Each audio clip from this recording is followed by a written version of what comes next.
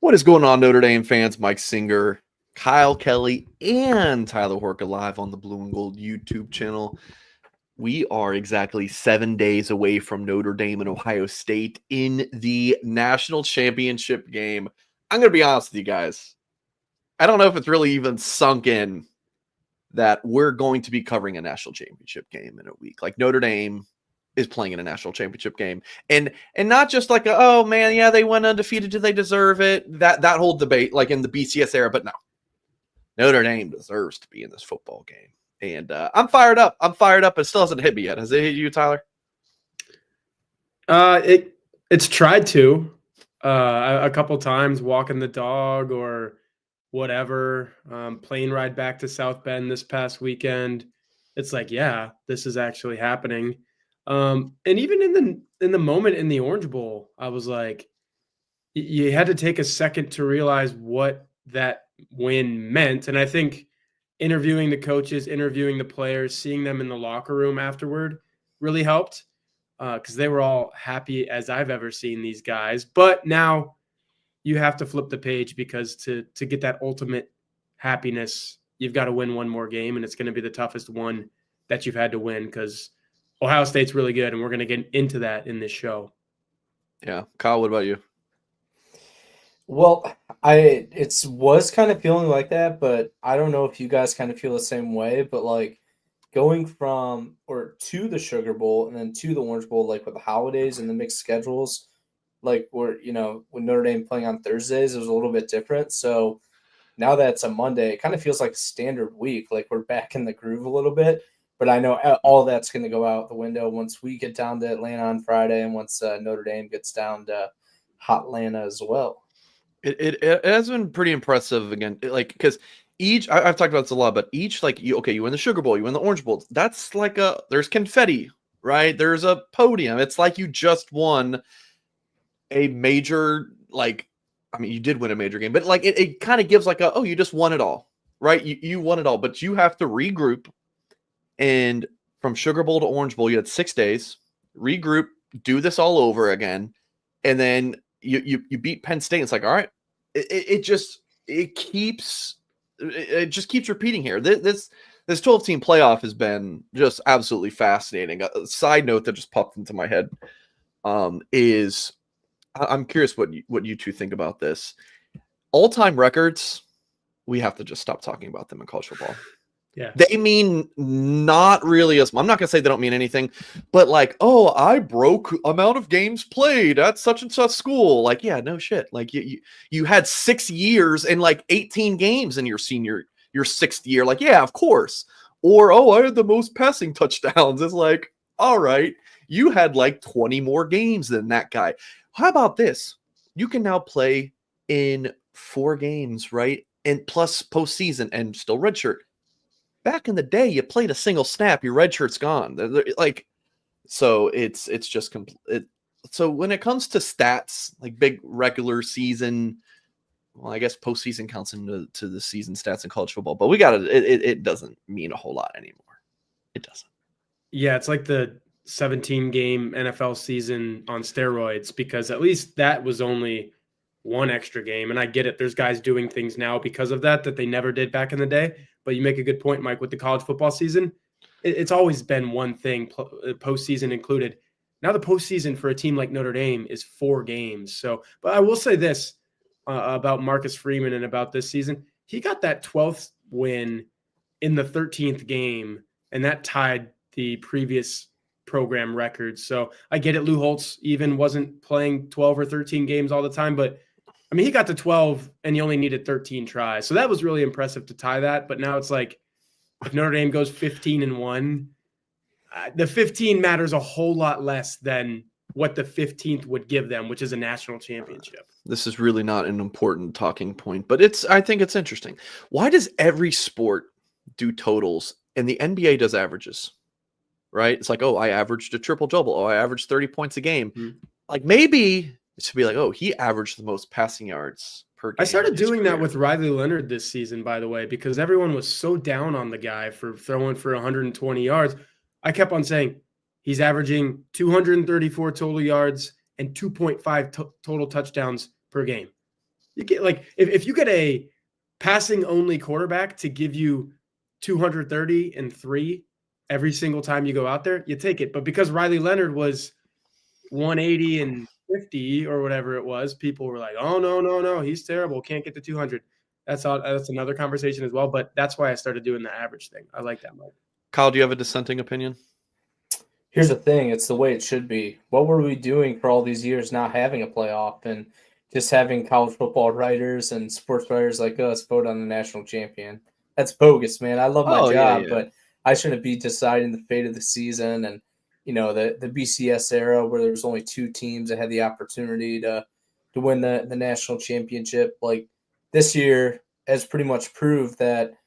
And I wouldn't say any team and every team in the 12-team playoff can win it all, but we got the 7 and 8 seed playing. I didn't every one of those first round bye teams lose. So Yep.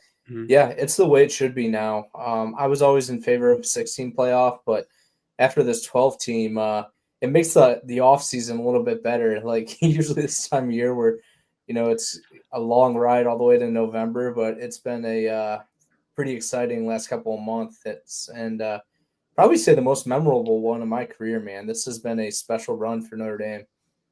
Here's another thing about this 4 games that you play in the playoff. If you're Notre Dame, 12-team playoff, each week of it feels like a lot of money for sure, Kyle. But each week feels like another season. Think about the Indiana game. That was so long ago, and you know what I like in it too, because it's literally 4 games. Each game is like a playoff series. Mike, I know you follow the NBA. Kyle, you follow the NHL a little bit. I live and die by the NHL. Like Dallas Stars last year, you go through 1 series, you go through 2, you get to the 3rd, you're thinking, oh yeah, man, this team's going to win it all. It can literally go by like that. Like Georgia could have been it for Notre Dame, or Penn State could have been it. But now you're talking about 3 wins, a national championship game berth. Like the ride to get here, I think has been so special for the Irish.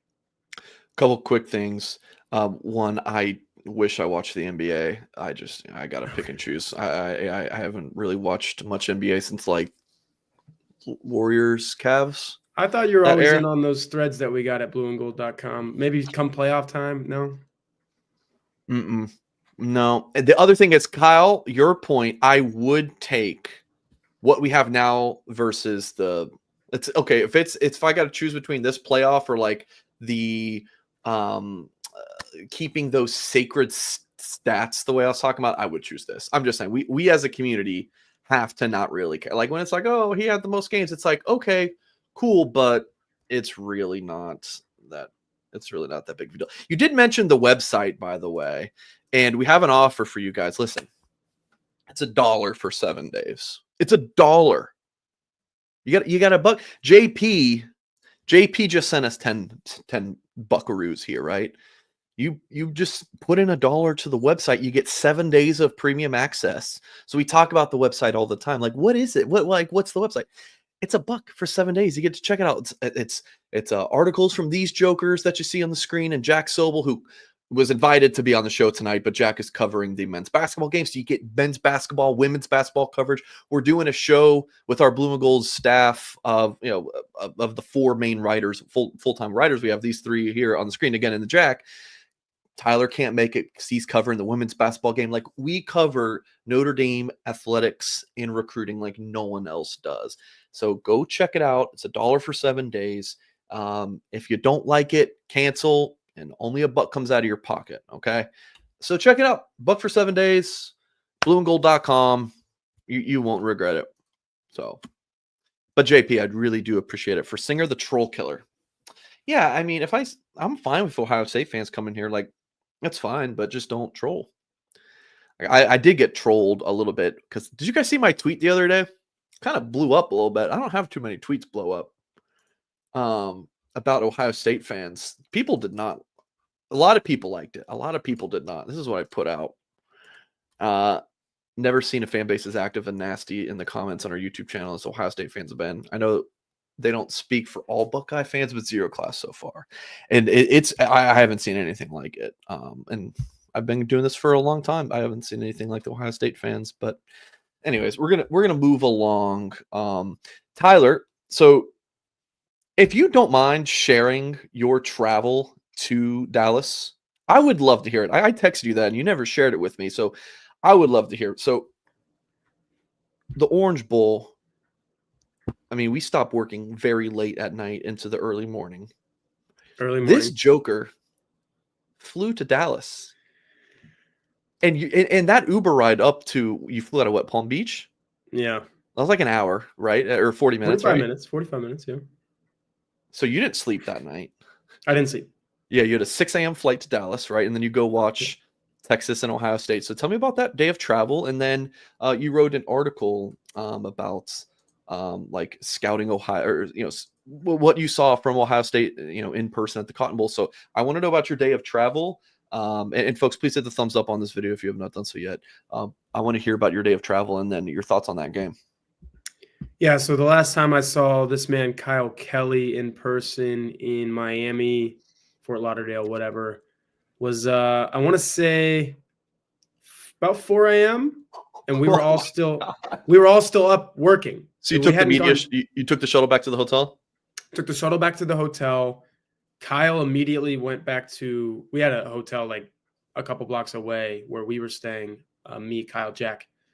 Took the Uber, Kyle did, to the hotel. So I didn't see him from about 1:30, 2 a.m. until 4, because me and Jack were just working at the media hotel. I cranked out 2 stories at the media hotel. Still had 1 story to write. But I went back to our hotel, packed, showered, left our hotel at about 4, and wrote my last story in the back of the Uber. It only took 45 minutes. I guess I was so wired on coffee that I was just, Jack couldn't comprehend how fast I was working, but I was just going. Got to Palm Beach at about 4:45, filed my stories, put some of them online, scheduled some tweets, boarded that plane at 6 for a 6:20 departure, slept a little bit on the 2 or 3 hour flight. I don't know how much, but next thing you know, I was in Dallas, snow on the ground. I don't even know how they let this plane go off. Like, we landed, and I actually put a social media post on my Instagram story. I was like, South Bend or Dallas? And I think some people probably thought that I just flew straight to South Bend early the next morning after the game. Worked from my brother's house in Fort Worth. Hopefully got a nap. And then tried to nap, but at that point it was 1 p.m. and we were leaving for the game at 2. I was like, all right, let's see if I can get an hour. I maybe got 30 minutes. So probably 90 minutes total of sleep between the plane and that. Next thing you know, I was in the parking lot getting ready for a football game. And then we go in, we watch the game, and I write that article that you see there. Yeah, I didn't have too many adult beverages to the point of not being able to write this a day later. But, that the game was that's what I say about all these big-time playoff or New Year's Six or big-time bowls, whatever you want to call them, major bowls, the ones that Notre Dame hasn't been able to win in the last 30 years until now. They all feel the same. They all, like, if they're close, they feel like that Orange Bowl. They feel like the Cotton Bowl that I just saw, where it's like slugfest, man. Personnel up front, hitting each other in the mouth. Every inch matters. Third downs are critical. Red zone is critical. Like, points on the board is tough. That was a 14-7 game. And then 14-14, I think, at one point even. 21-14, Ohio State's up, and it's like, okay, now or never for Texas. And they go on that drive, and they get down there, and they get to the 1-yard line. And this is what I'm talking about. It looks like Texas is going to tie that game, and either they get a stop and get the ball back and maybe try to win it in regulation, or they go to overtime, or maybe Ohio State, maybe it's all a moot point and Ohio State kicks a field goal or wins the game, whatever. But it was that 1 yard that Texas couldn't get. That was the difference in that game, if you ask me. And Ohio State's defense is one of the best red zone. I think it might be the number 1 red zone defense in college football. Like, that 1 yard, Mike, and then the screen pass at the end of the first half too. It looked like Texas was going to go into the half 7-7, all the momentum. Travion Henderson, 75 yards. So Ohio State's good, man. I'll give away one thing in the article there. They make those winning plays that Notre Dame makes, and I think that's why these two teams are here. Like, Jaden Harrison kickoff, Christian Gray interception. Ohio State makes those plays too. They have guys that make those plays, and that's why they're here. Let me ask you this, Tyler. Did you leave that game thinking, "Oh wow, like Ohio State is beatable," or did you think, "Man, I know how good Ohio State is, and they played poorly and still won by 2 touchdowns." Somewhere in between, a little bit of both. What do you think? The former, honestly, like I think Notre Dame can beat Ohio State because all year long, there's 2 college football programs I know the most about. Notre Dame is number 1, Texas is number 2, and I think these 2 teams have had similar defenses all year Mhm. long. The secondaries are amazing. The personnel back there, amazing. Texas might have some better guys up front. Like we always talk about the Notre Dame defensive line, right? It's like if they had some real dudes, they would be the best defense in the country and it wouldn't be close. But I think the sum of their parts is like, what is this saying? The sum of their parts is, I don't know. You know what I'm Yeah, we talking know what about? you're saying. Like maybe Howard Cross and like Josh Burnham are not the sexiest guys out there in terms of defensive linemen that you could have, but together, the way that they're playing, they make a defensive line that you would want to have and one that's in the college football playoff national championship game. Yeah. Anyway, all that said, Texas and Notre Dame play really similarly. And if you eliminate Texas's mistakes and some bonehead calls, like all that other stuff, I think that Notre Dame is going to be right there with Ohio State in a game just like that we saw in the Cotton Bowl. And furthermore, it resembles the game that we saw in the Orange Bowl versus Penn State. It resembles the game that we saw in the Sugar Bowl versus Georgia. Like I think it's going to be that type of game because when you get 2 really good defensive teams in the CFP, that's usually what it is. I think that's the way it's going to play out. And heck yeah, Notre Dame can win a game like that. We've seen it, even against this Ohio State team. Folks, let's hear from our sponsors over at Home Field Notre Dame. They win this national championship game. I'm telling you guys, go to homefieldapparel.com. I am sure they are going to have some new gear for you to purchase. And they always do have new stuff like this Onward to Victory, the Victory March stuff here, the Four Horsemen. Like this is all new, like as of the fall. So check it out. Homefieldapparel.com. They had a really cool Notre Dame Indiana playoff game. Like apparel, but I'm guessing that was very limited time. So you guys have to hop on this stuff while it lasts. I love it. Love Home Field. I wear their stuff almost every single day. You get that brand new clothing with a retro look, but no retro tears or smells. And like I said, they're rolling out new stuff all the time. Clothes fit great, very comfortable. Highly recommend you head to homefieldapparel.com. Check out the entire Notre Dame line. Use the promo code BGI, which is good for 15% off your first order at Home Field. Again, folks, that's code BGI for your 15% off your first order at Home Field. Check out homefieldapparel.com. We got a super chat from the old Swan. He said, Horka answered my question from Saturday. Don't know what that means, but Swan, I appreciate the super chat. Do you know what you're talking about, Tyler? I guess somewhere in my rambly spiel about what I watched in the Cotton Bowl, there was a question there. So glad to have answered it. All right, let's dive into. Let's talk about the Notre Dame offensive line situation with. I could have sworn I put it right there.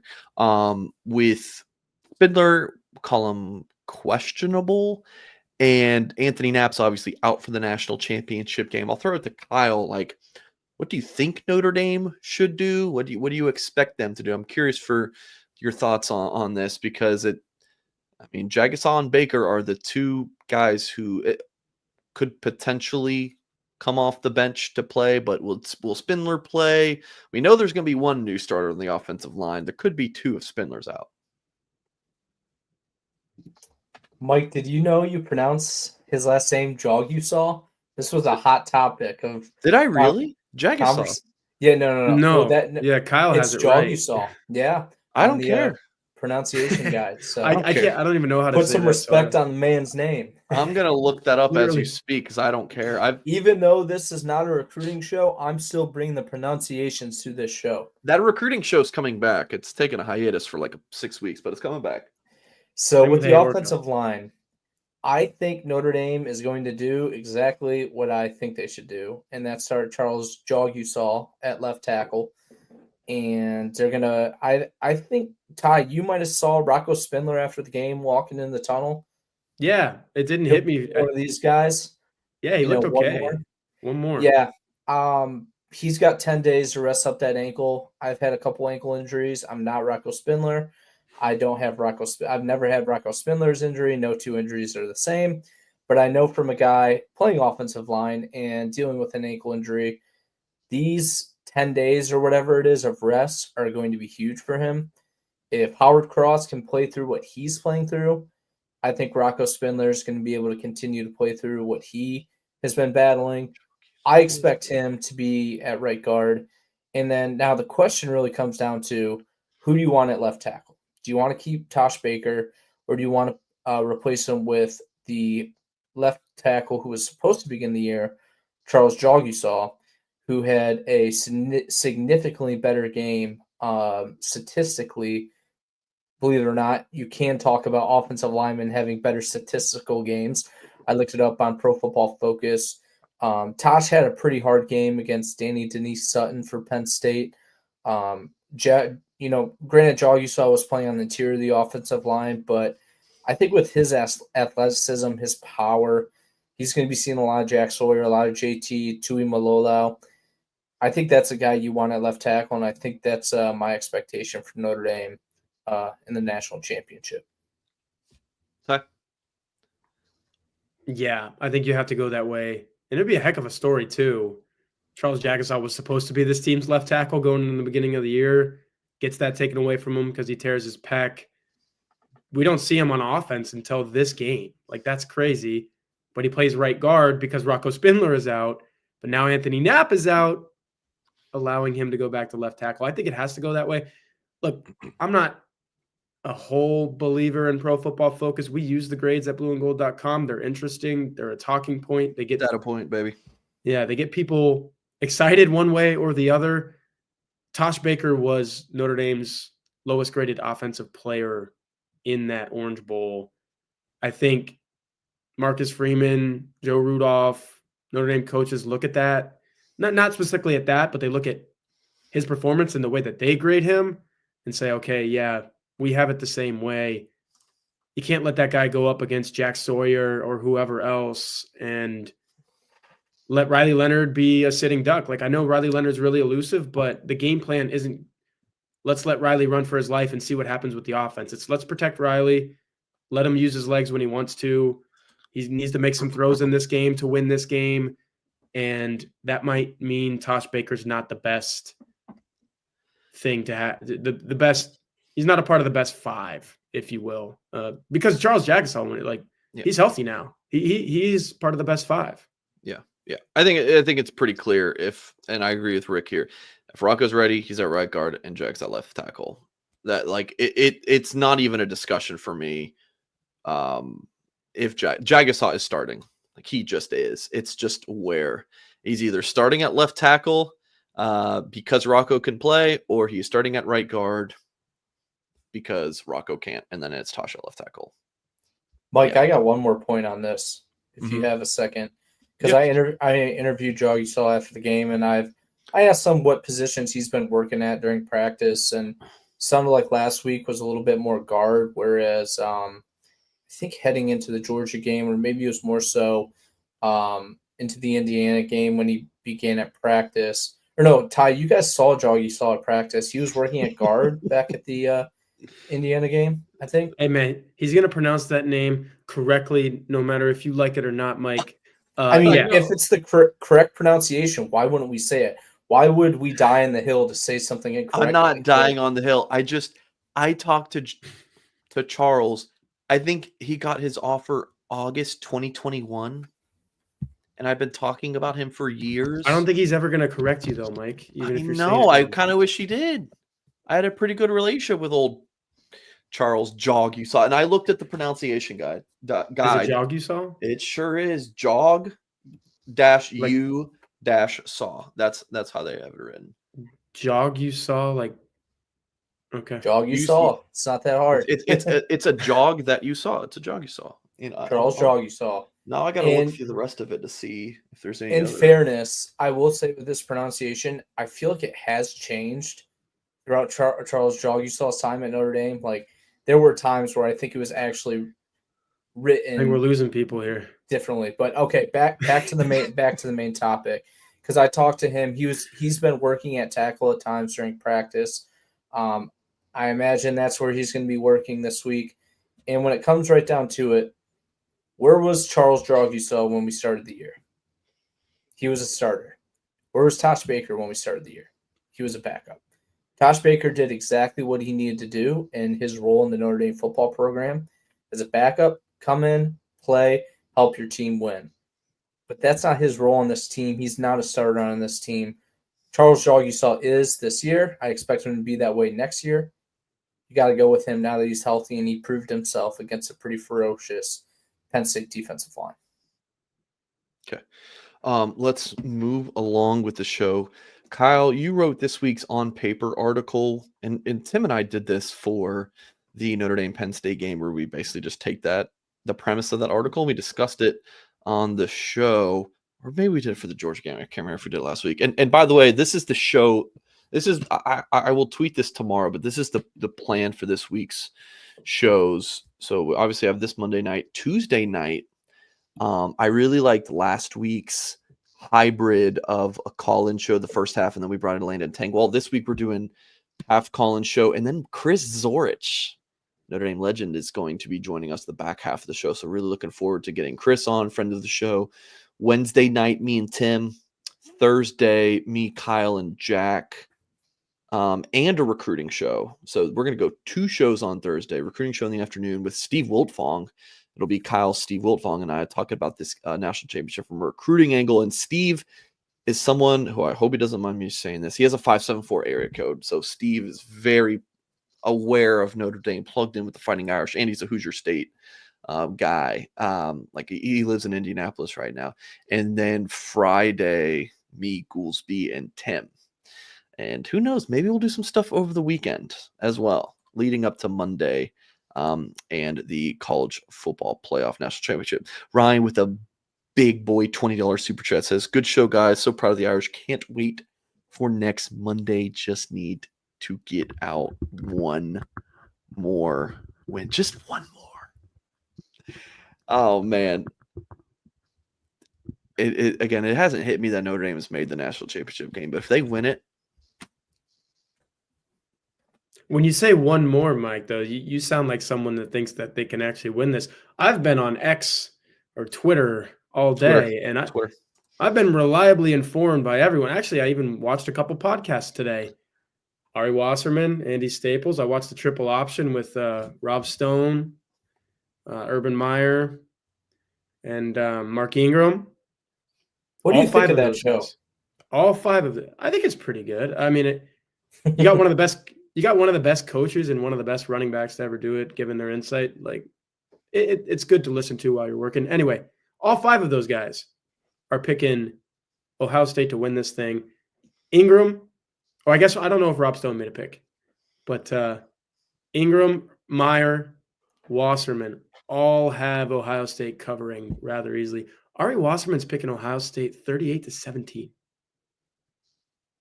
I'm not surprised. He's the Stars Matters guy. And Ohio State's got a bunch of 5 stars. He's been high on Notre Dame, though, I will say, throughout the season. He picked Notre Dame to reach the title game. He picked Texas to win the national title over Notre Dame, and now he's picking Ohio State 38-7. What was y'all's picks? I picked Texas like a homer, but I actually kind of believed it. Like it was over right there. Georgia. Kyle? Are we talking about the one we submitted before the season? So I went really storyline heavily, and I said Notre Dame versus Texas. I got all the picks right besides that Ohio State-Texas game. And I said that Texas was going to play Notre Dame in the national championship. And in the second half, they were going to switch Ewers for Arch Manning. And Arch Manning was going to win the national championship for Texas. This guy got so specific, and he almost nailed it.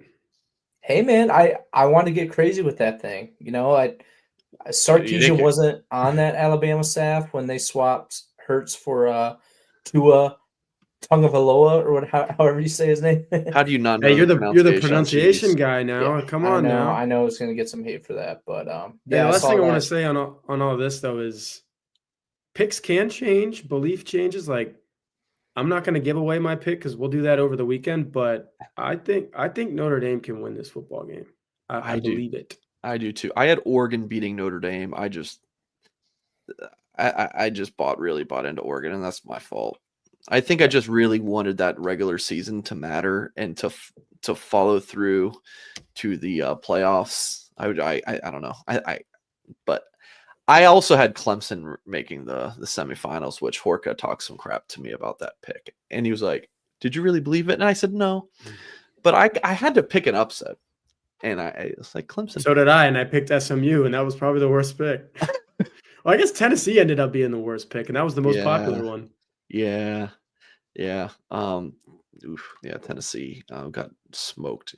I was gonna say something else.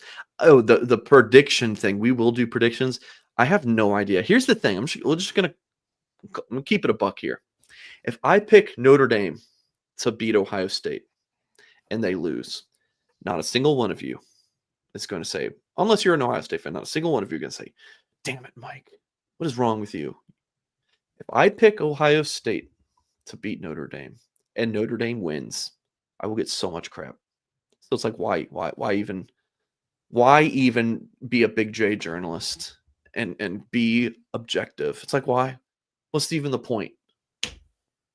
Tyler does not think like that, I am sure. Tyler and Kyle, I would imagine. But me, that's how my brain's working. It just is. Is that why you didn't want to make picks all year long? You're like, I don't want to deal with. No, dude, I was like, I haven't watched Virginia. I don't want to make any picks. I don't want to write some crap. So yeah, I haven't been writing for the magazine and the website, the predictions article. It's like, dude, I literally know nothing about these teams that Notre Dame's playing, man. Just didn't. We're about to teach people all about Ohio State, aren't we? Let's dive into that. So going back to the whole article thing that I mentioned a few minutes ago, we got off track. But okay, so who's got the advantage in this matchup? We're going to go Kyle first and then Tyler for each of these. Ohio State's running game versus the Notre Dame run defense. Kyle, who's got the edge? And I guess for yours, you did even for some of them. Tyler, did you and Jack do that when you guys did this article? Would you guys do even? Yeah, we would, but I would try to stay away from it, if that makes sense. Yeah. Kyle did it a few times. For when I did this with Tim the other week, I was like, no, Tim, you have to pick one or the other.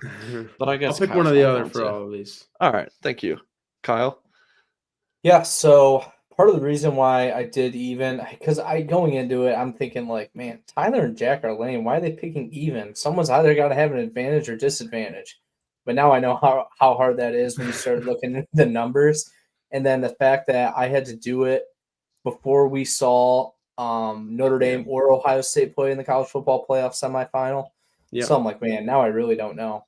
And part of the, Tyler, correct me if I'm wrong here, and I probably should have asked this before I actually did the story, that I spent my whole morning the day of the college football playoff semifinal last Thursday doing.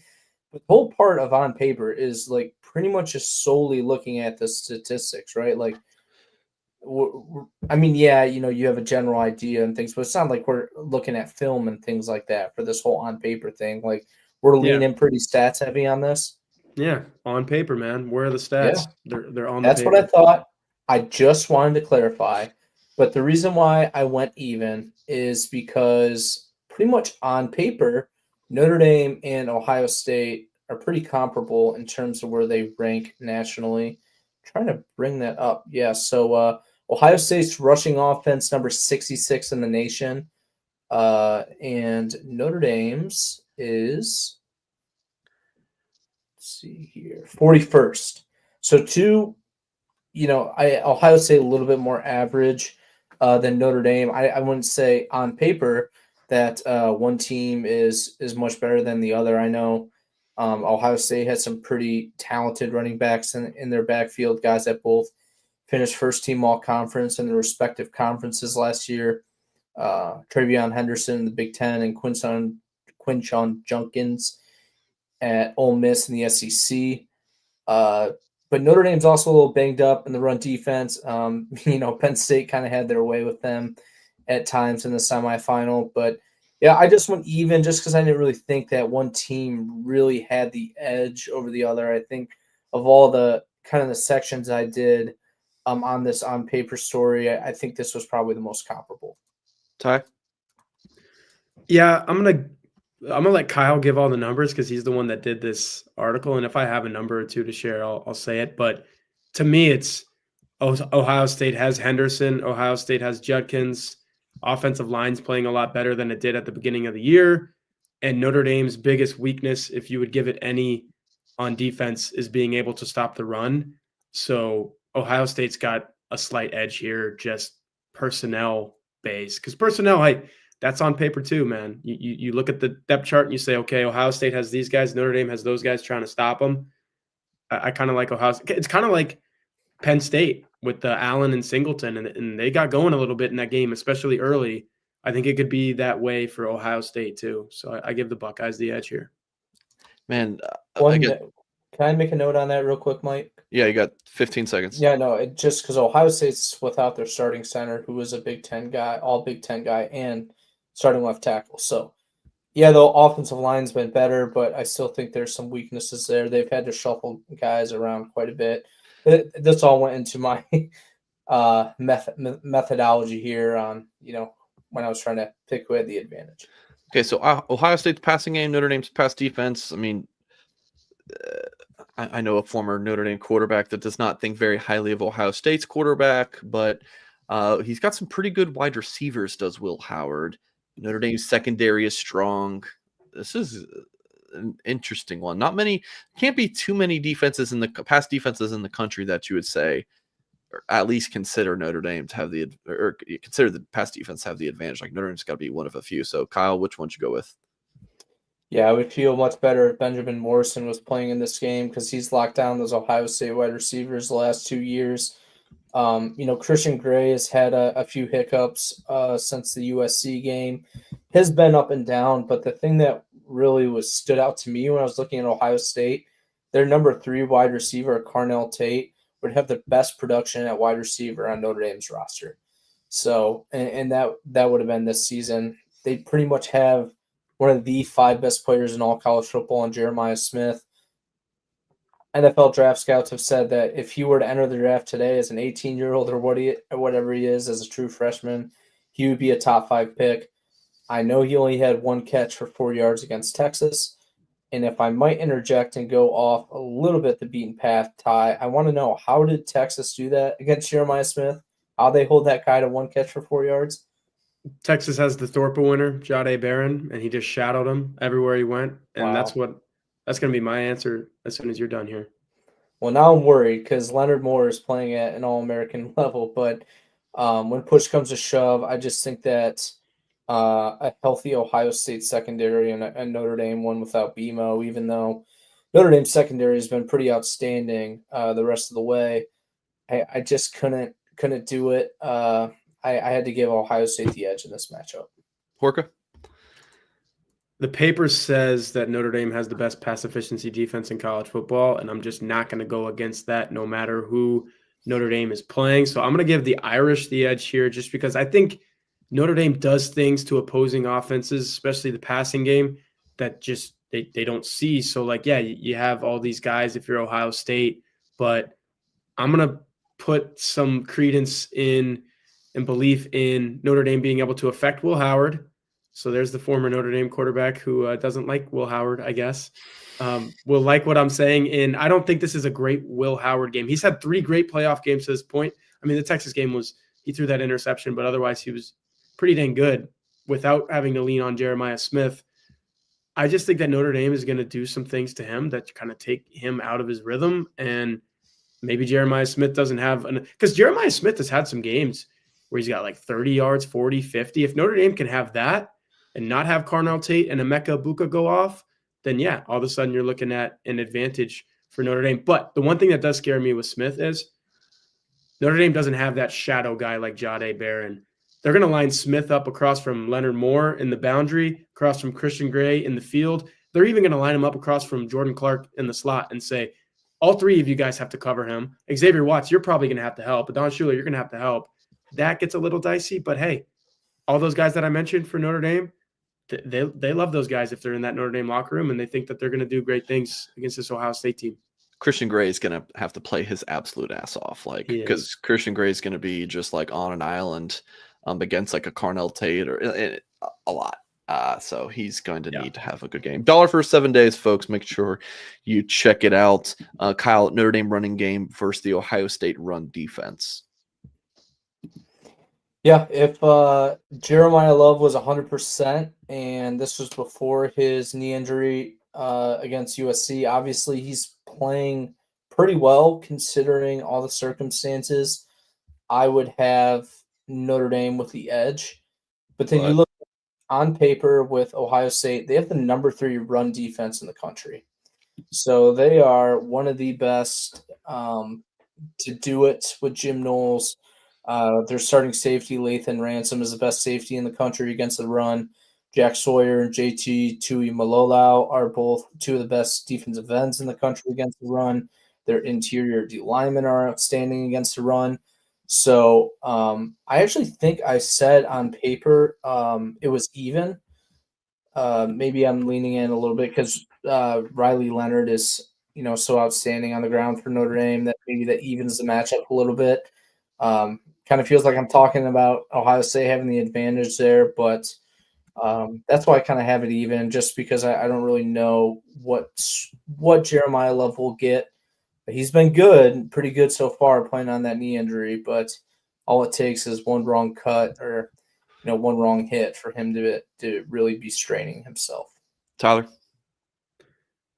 Riley Leonard is my X factor here, and so he's the guy that takes this over the top for me. I'm giving Notre Dame the edge. But yeah, it's kind of crazy, Kyle, when you say Ohio State's the 3rd best rushing defense in college football. That makes it a little scary to say that Notre Dame has the edge here. But at full strength, man, I really think that – and maybe it's not that Notre Dame has the outright edge as much as I think Notre Dame's going to be able to run better than Texas did, 58 yards, better than Tennessee did in the first game. I don't know what the number was, but Tennessee lost that game because it couldn't run. I don't even think Oregon could run that well in the Rose Bowl. I think Notre Dame's going to be able to run better than any of Ohio State's previous 3 college football playoff opponents, and that could be a little bit of an X factor in this game and allow them to dictate a little bit of game flow better than those other 3 opponents did. Jason said they had 3 guys on Smith. Yeah, that viral picture, I feel so duped because Smith was lined up in the slot there, and there was a outside receiver, so he had 2 guys on him. I mean, he had there was the nickel, and then the safety was right over top. But yeah, unfortunately, that was not true, or not even. Unfortunately, not just wasn't true. Notre Dame's passing game versus Ohio State pass defense. You guys both going Ohio State here? I am. Yeah, I know I am. It's pretty much a no-brainer. I mean, Ohio State has statistically the number 1 pass defense in the entire country. I think starting cornerbacks Davis Igbinosun and Denzel Burke are a little bit overrated. I know Denzel Burke has had some really tough moments this year, specifically against Oregon. But with Notre Dame's passing game, it's one of the worst statistically in all college football. It's in the bottom 3rd in the country. And Bo Collins, Notre Dame's prize transfer portal acquisition, I wouldn't say he's fully panned out this year. Now he's injured, dealing with a little bit of a calf issue. So I thought this was a pretty easy pick that I think Ohio State's got the edge in this matchup. I'll spin the conversation a different direction and say Jack Sawyer, JT Tuimoloau. Kyle?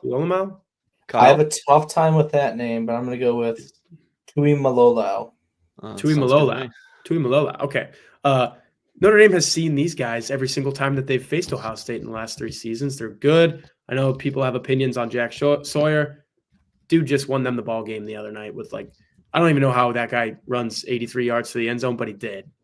Just game players, ballers. I don't know if they're game wreckers, but they're guys who play the game the way that you'd want to play the game up front. And I do think they're going to have effect in getting Riley Leonard out of the pocket and some of these other things. And Kyle mentioned all the talent that Ohio State has on the back end. It's there. It's real. Caleb Downs is a freak. And Notre Dame, you don't really give them the passing edge over anybody, right? But they win in spite of it. So I don't think this is a deal breaker for the Fighting Irish for me to say that Ohio State has the edge in the in this phase of the game. It's not. Notre Dame did literally everything it could in that 2023 is down to sophomore. Is he only a sophomore? I mean, Notre Dame literally pulled out all the stops. It was Bama, And like Georgia. recruiting, you're saying? Yeah. Yes. Yeah. Thank you. Ohio State, Notre Dame, Georgia, Bama. He ends up picking, was it Georgia? Or did he go to Bama and then He went to transfer to Bama and Ohio State? played well there. I am sure the NIL that kid is making is significant. Yeah, he's an incredible player. Yeah, I mean, Notre Dame had no business really like being in that recruitment for, I think, like the best player in the country. Like he was a 5-star, but I think he's like the pound for pound best player in the country. Notre Dame was just like, yeah, we're doing literally everything we can, and got an official visit from Downs and everything, but yeah, did not end up landing him. Special teams, we're gonna go through these last three pretty quickly. Special teams, Kyle. Yeah, with the way Mitch Jeter has been in the postseason, 7 of 8 from field goals. He had one blocked. I think Notre Dame's got that one ironed out. Not very impressed with Ohio State kicker Jaden Fielding. He missed a couple of kicks against Michigan. Ohio State ended up losing that game 13-10. Both those kicks were like chip shots too. And then when you look at some of the other categories like block kicks and punts, Notre Dame has the edge in both those categories. I know Ohio State's a little bit better in the punt return game, but Notre Dame is significantly better in kick return. Ohio State's got one of the worst kick return units in the country on papers. So I thought this was a pretty easy pick, especially with Marty Biaggi winning Special Teams Coordinator of the Year as voted by Football Scoop. And the process for that is they have some of the former award winners and coaches vote on that. So that's not even a vote by the media. So, yeah, I went with Notre Dame and feeling pretty confident about that selection there. Yeah, knowing you and how much detail you put into your work, I'm sure you spent like hours upon hours on this article. Tyler, what about you? I saw it. He was doing it game day while I was writing a Devin Ford feature and something else, maybe writing about the flu. I don't know if you guys have heard about that. Notre Dame, there's a little flu bug going around the locker room. Special teams. I'm a huge Marty Biaggi guy. And now that Mitch Jeter is like back to Mitch Jeter, I'm giving Notre Dame the edge. You mentioned punt return game. I thought Max Hurleman had one of the best like 9-yard returns I've ever seen in my life, where he literally, it happens from time to time, but you're sitting in the press box and you're thinking, you got a fair catch that, and he didn't, and he just sidestepped the Penn State guy who came in and then got his 9 yards. Like 9 yards are 9 yards in these games. So I actually like him returning punts, even though he's probably never going to take one to the house. All the special teams areas, I like Notre Dame. Even James Rendell, like you're going to average, if he averages 40, you're fine. You know, he's going to give you a 50, 55, maybe even a 60-yard boot. No more of those 30s and you're fine. So like, I don't really see any holes in Notre Dame's special teams games anymore. Like at the beginning of the year, that was a big worry, right? I don't really see it right now. What about coaching, Kyle? Tyler helped me out on this one because I was going to give Marcus Freeman the edge, and Tyler reminded me the Ryan Day coaching statistic. Like his overall record? Yeah, something that, I mean, it was pretty impressive, whatever it is. He's 69-10. He's lost to 2 teams, and this is not the regular season. Yeah, nice, very nice. He's lost to 2 teams in the regular season ever in like 9 years, Oregon and Michigan. And then he just got one over on Oregon, and like your national championship pick, Mike, he just stomped them in the Rose Bowl. I think this guy is way better than anyone wants to give him credit for. They look at those 4 losses to Michigan and they're like, oh my gosh, he can't coach. Take those things away, and he's 69-6. Like, this guy doesn't lose. I wrote it in 5 things to know about Ohio State, which is also on the blueandgold.com website. He's very good. Very, very good head coach. You are losing some fans right now, Tyler. Look, man, 5-4 in the postseason, Mark with glasses. That's because he's playing Alabama and Georgia every single time. Like, what do you want him to do? He still has a winning record. He's playing Alabama with Devontae Smith in the national championship game. He's playing a Georgia team that goes on to win the national championship game and loses because his kicker can't make a field goal at the end. Put up 41 points against Georgia in a college football playoff game. Like, this guy's real. Like, I'm giving the edge to Ryan Day because he's more experienced than Marcus Freeman. And look, I love Marcus Freeman. I think this ride has been phenomenal. Like what he's done for Notre Dame to win 13 games in a row after losing what everyone in this chat right here will say was probably the worst loss that they've seen in their Fighting Irish fandom. What he's done has been phenomenal. There's probably only, I'm trying to think how many coaches I would take over Marcus Freeman in this game that are currently coaching. Like I know I would take Nick Saban. I would probably take Kirby Smart, but Marcus Freeman just beat Kirby Smart. So like, again, this is one of those things where I'm giving the edge to Ohio State and Ryan Day, but it doesn't mean Notre Dame can't win this game. I'm just using the on paper logic to give Ryan Day the edge here. Yeah, maybe I went a little too outside the lines and, wasn't focusing on the statistics that much because I just think the coaching job that Marcus Freeman has done this year has been remarkable when you think about all the guys they've had injured. The NIU loss is what it is at this point, but the way this team has responded, the way this team has prevailed against injuries, the teams they've beat, and the bowl games they've won, like we're talking about a Notre Dame team that hadn't won a major bowl game in what was it, 34 years or something insane. They won two of them in the same postseason. I don't, that's impressive to me. So when I was kind of writing this, I tried to zero it in and focusing on this year because this year is what matters right now. And I saw Notre Dame and Ohio State both with a game they shouldn't have lost, and two teams that are playing the best in all of college football, which is why they're the last two teams standing. So I took the easy route and said it was an even advantage. All right, so Kyle even, Tyler OSU. Just type that in backwards. Okay. And then intangibles. I don't know how you put intangibles on paper. That one was hard. But Horka also helped me with this, and he gave me. I did? Yes, because you gave me this other great I know. stat. I'm saying I did. I know I did. How about this? Notre Dame in neutral site games, 12-1. The only loss coming in Marcus Freeman's coaching debut, which is technically on like an interim basis. I mean, not technically. He was thrown into the fire in that Fiesta Bowl. And we all know how that shook out, but he's been outstanding ever since. Notre Dame also one of the best teams in the entire country against a spread under Marcus Freeman. They are the best team in the country this year against a spread, 12-2-1 record. So, like you said, Mike, kind of hard to put intangibles on paper, but those were just two things I went with, and that's why I gave Notre Dame the edge in the intangible category. So I'm a little worried that Ohio State's going to bring more fans to this game. I think Notre Dame's been out, what would you say, that supported in the stadium for both of these neutral site bowl games that they played. Yeah, Georgia, what, 70-30, Kyle? Yeah, that's fair. Bowl? Was Penn State also 70-30? At least 65. 65. A lot of white. Yeah, I called it more towards 65-60. But 65-60, that adds up. 60 to 65%. Okay. Sorry. Interesting point that I had that someone made to me when I was talking with them.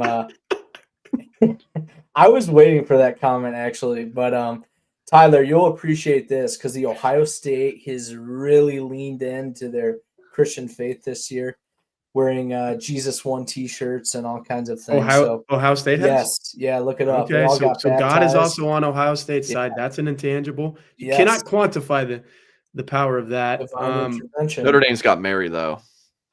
That's true. On top of the Golden Dome and everything. Here's the thing. I lean hard into the record in neutral site. Like these stadiums, I don't know what it is, but Marcus Freeman just wins in these things. And guess what? Notre Dame has already won in this stadium.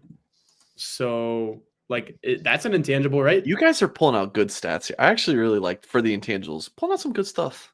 Yeah, Notre Dame has won in this Mercedes-Benz stadium. And it was a good win. I think the good vibes will kind of emanate there. I kind of like – I usually pick Notre Dame for the intangibles in pretty much every matchup because like it just feels like Notre Dame when it plays these games that are away from South Bend and you don't know how they're going to go. Like, I don't know, something about Marcus Freeman just getting. How about there's no better example than the Sugar Bowl where who knows how they're going to play in that game, but he got them to lock in and win 36 hours after the unimaginable. So I like, and that's an intangible. I guess that's kind of coaching, but it's also how the heck do you deal with a terrorist attack? Right now, it's how do you play a national championship game? And I like Notre Dame going into this one. I really do. All right, Tyler, I'm going to kick you out. I know you got something at 8 Eastern, so I'm going to let you sign off and handle that, my friend. Thanks for hopping on the show. Appreciate you guys. Good show. All right. So that's Tyler Horka. Great stuff as always from him. So let's go back through this.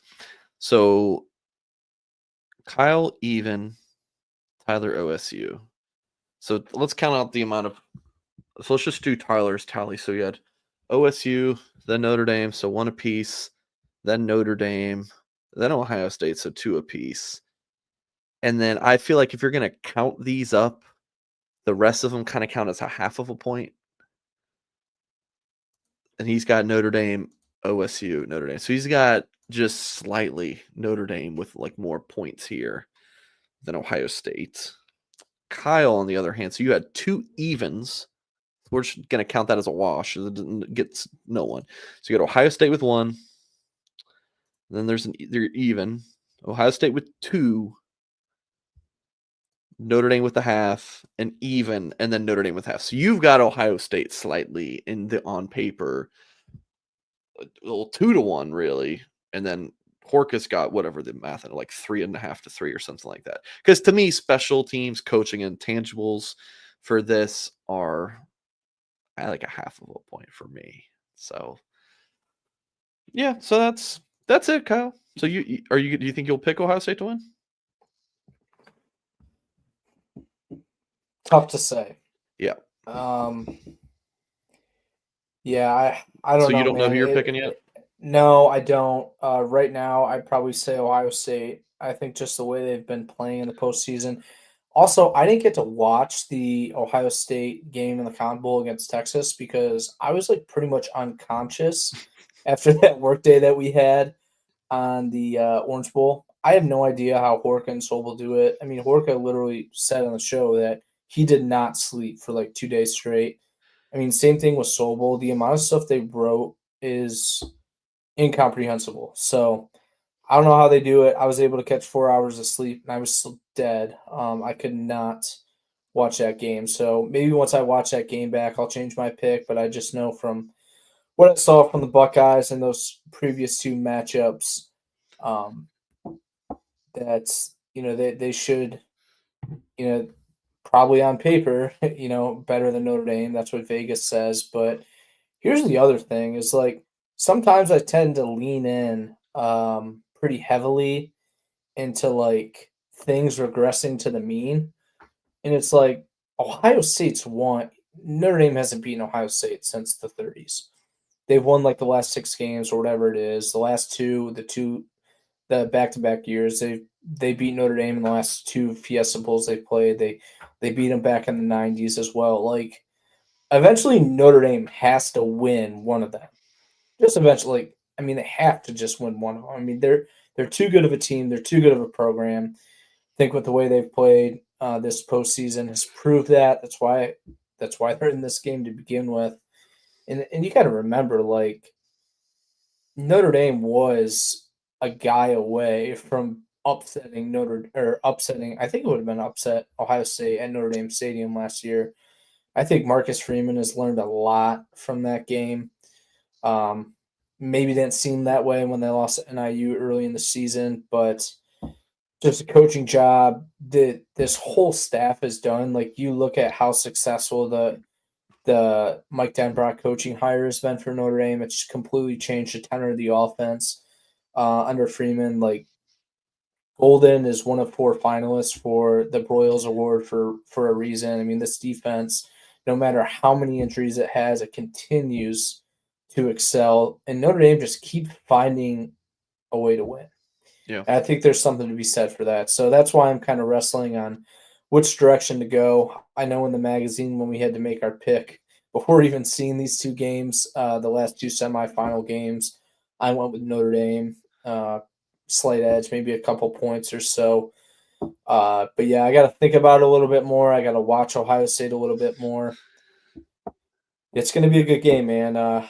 Maybe most of the country maybe not care. It's two Midwestern teams battling it out. I think you made that point to me, Mike, or someone else when I was Yeah, talking no, about it was which me. matchup I watch. It'll be So, it'll be highly watched, but I just think from like if it like we talked about before the semifinals, like which possible option for a championship game would have the most aura. I thought it was Notre Dame, Texas.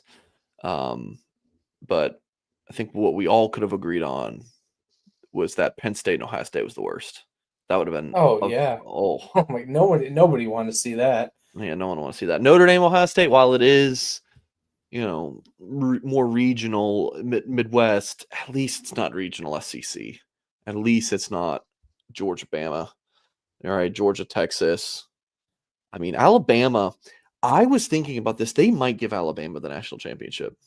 They might just say, listen, Ohio State and Notre Dame aren't deserving. Let's just give this to Bama. I'm so over that. I'm joking. So what was I gonna say? Oh, I had a good closing thought to wrap up the show, but it's gone. It's gone. So that is going to end the show, though. Okay, we will be live next tomorrow night. I'm going to be taking your calls at 8:00, and then at 8:30, Chris Zorich is going to be joining me. It's going to be awesome. I really hope we've had Chris maybe 5 times on the show over the past few years. I hope that he has whiskey here and a cigar. Like that is the best. That is the best when Chris is smoking a cigar and drinking some whiskey when he's on the show with me. If I don't see that, I'm going to be slightly disappointed, but still going to be awesome. So Chris Zorich Wednesday, me and Tim, Zorich tomorrow, me and Tim Wednesday, doubleheader on Thursday, me and Kyle recruiting show, and then Thursday nights. We're going to do another staff show. Jack Sobel, we swapped out with Tyler Horka, with Tyler covering the women's basketball game. And then Friday, me, Goolsby, and Tim. It's going to be a lot of fun, folks. So hit the thumbs up on this video if you have not done so yet. JP, Swandong, and Ryan Elliott. Appreciate the super chats, guys. And as always, we will catch you next time.